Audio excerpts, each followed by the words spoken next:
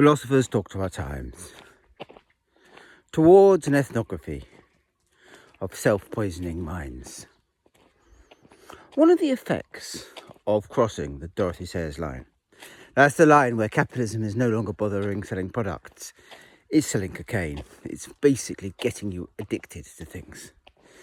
Is that brings down and makes palpable one of the facets of capitalism that has always existed.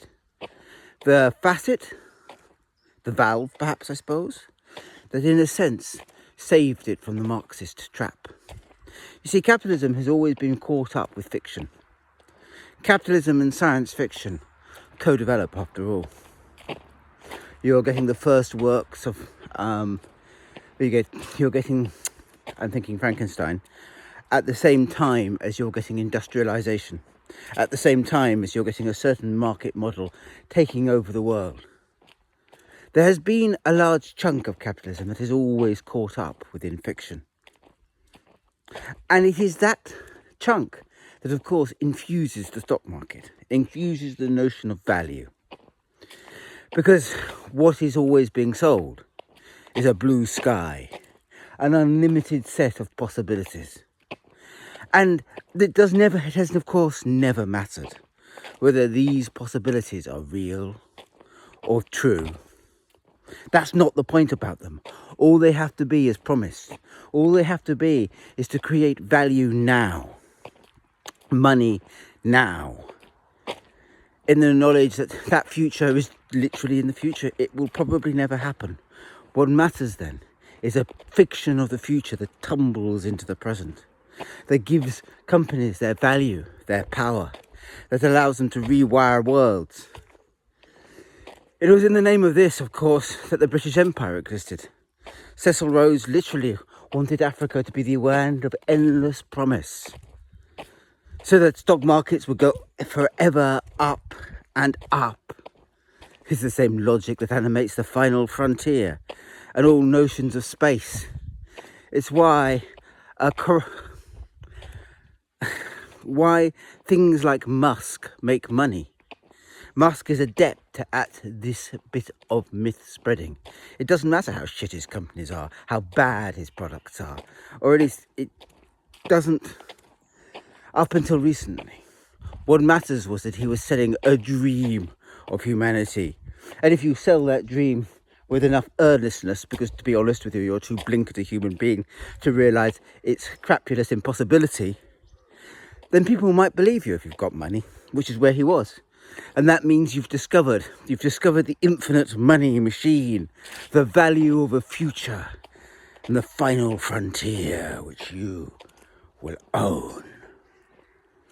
It is, of course, always a dream that was very close to drugs use. It was always very pumped up. Dickens kind of makes this point in Little Dorrit, where there was a huge banking collapse, as Mr. Merdle's dreams were just a pyramid scheme. And yet there is kind of this feeling that there is some link with drugs there. Dickens doesn't make it absolutely clear, but Mr. Merdle always has a disease, is always going to see a doctor. And certainly the Clennam family, who are one of the main plot lines in that book, are selling opium. And so that there is a feeling of opium is caught up within capitalism. That is also true for Mutual Friend, where the bad capitalists who eventually go broke are certainly selling opium. And there is this idea then of something about infinite growth, infinite possibility that Dickens is explicitly linking to opium haze and opium dreams, or probably in the modern version, cocaine. So capitalism has got itself addicted to its own notion of a future. And of course that then slips into that other great trope that is coming on. That is, identity gets caught. Part of the way that we become addicted to the internet, part of that a dopamine hit, is the emotional, the passionate, David Hume would say, incarnation of what our phones are telling us, and the myth of identity that they are feeding back to us. An identity no longer based on any body that we can have, but on all those bodies that we could have. So that we slip into a dopamine dream of all the people we could yet be. All it is a little filter away, or perhaps an operation. The very notion of identity then gets also harnessed into this future dream, this future set of values. And values then move from where they had usually been within most capitalist systems, I suppose, which was on the level of stock markets, on the level of promise. And that promise also becomes a promise about humanity. And the entire system then merges so that the value system and the actual product system are all dreams. And yet, of course, they have to be a very certain sort of dream. And this, I think, is the darkest point in all this series. Because the dreams that capitalism can dream are dreams of value. They're very limited. The point is that they have to be science fiction where we might go through a bad patch, but in the end, Star Trek. In the end, we win out. In the end, there is a final frontier. The moon is reachable. The stars are there. In the end, it will all be all right. Because that's what makes the value. That's what makes the story. That's what makes the fact that we are dissolving our identity into pixels and blasting them across the internet valuable. That somehow it will be okay. And that, of course, is why global warming has such bad traction. Because it is the point where the planet says, hang on a minute. You live on a finite planet. You live in a world that isn't infinitely expandable, that doesn't have an infinite future, that can't have infinite growth. You live in bodies that can't be endlessly moved and changed and shifted. You have a range. You can be different people. You can even shift your gender. Absolutely. Because all of those are, to a large extent, human constructions. But in the end, you can't unpick your mortality.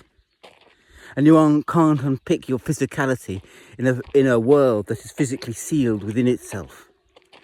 And so there becomes this point where the world of fiction and science fiction of the infinite future hits the very hard buffers of a world reality. And how does it deal with it? Well, it does what all drug users do. It ignores it. And that's the point. That's the really dangerous thing that capitalism is attempting to do. Oh, we all know that, particularly here in France, we all know that we have a problem. We all know that global fires threaten, that we're beginning to enter the fire age. And summer is becoming potentially a horrific thing. Or actually in Europe, just randomness, it will become a horrific thing, because if the Gulf Stream collapses, Europe will become hell cold in winter, and who knows what will happen in summer. The point is, we're entering in a world of entropy, where you actually don't know what the future weather will be, only that it will be violent and plausibly unsupportable for humanity, certainly for civilization, plausibly. But that doesn't sell. That story does not create value. And therefore, if you are one of the cocaine merchants selling the future dream, the only thing you can do with it is deny it. You haven't got anything else. You have to create a futures where that doesn't matter, where that isn't true. And that then, of course, plugs into a big oil money lobby. It plugs into a system, ironically, of a global order that doesn't change on one of its fundamentals. That is the system of power in which we live. The system of power remains with big men in charge. As much as anything else, because those big men are those who are doing the dreams that create the value in the system. Or if you like, it's in semi-control of the way that value is being created within the system. So you get the necessity to think an unlimited future, but with the restriction that that future must always be positive. At which point, the powers that be, I don't really want to call them that, but I mean big money, gets caught up in dismissing the futures that would make them irrelevant, that would make them into the sinners, and wants to endlessly keep ourselves fixated with other brighter futures in order to keep the value in the system. And of course, the horrid dark irony of all of this is that there is a sense in which they are right to do it. I don't mean they're right, ontologically they're wrong. Actually, they're wrong.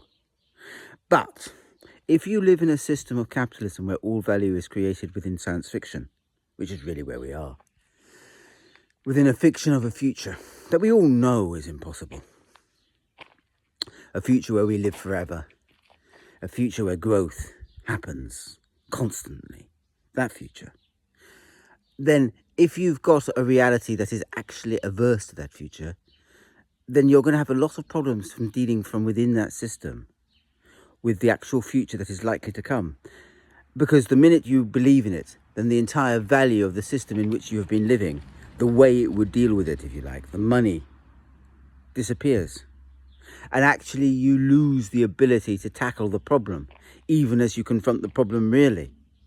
It is almost better to ignore it, to pretend that it isn't the case, in order to keep the values up, in order to keep the level of money up, in order to be able to invest in an alternative to the future that you are dreaming of. You see what I mean? So you use the value for doing something slightly different. Solar power, whatever. So there is a sense in which not confronting our actual future, the most likely one, is actually the only way we have of dealing with that future. It's a very strange paradox. And it's kind of real. I mean, it's also the kind of paradox that a smoker uses when they give up smoking and then say, well, I'll just have a little cigarette because my friend is. And therefore slip back into the addiction. It's a very dangerous place to be. We have to ignore the future in order to have the value, in order to avoid the future, in order to be able to invest to avoid the future.